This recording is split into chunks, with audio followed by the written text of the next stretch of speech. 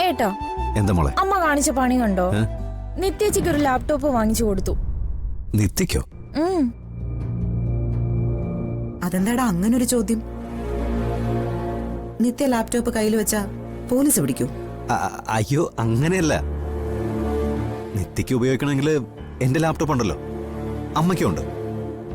അതുകൊണ്ട് ചോദിച്ചതാ. ഇത് മോൾക്ക് ഇവളുടെ അച്ഛനെ വിളിക്കാൻ വേണ്ടി ഞാൻ വാങ്ങിച്ചു കൊടുത്തതാ.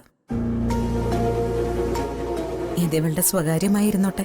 അപ്പോ ഇവളുടെ ഫോൺ മാത്രമല്ല, ലാപ്ടോപ്പും ചെക്ക് ചെയ്യേണ്ടി വരും. ഏട്ടാ, ഈ വാശിക്ക് ഏട്ടൻ കാണിക്കേണ്ടത് എന്താണെന്നറിയാവോ? എന്താ? അമ്മ നിത്യേച്ചിക്ക് ലാപ്ടോപ്പ് വാങ്ങിച്ചു കൊടുത്തതുപോലെ ഏട്ടൻ എനിക്കൊരെണ്ണം വാങ്ങി തരണം.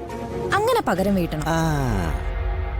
തൽക്കാലം ഞാൻ അമ്മയോട് വാശിക്കില്ല, പകരം വീട്ടാനും ഉദ്ദേശിക്കുന്നില്ല. ഓക്കെ?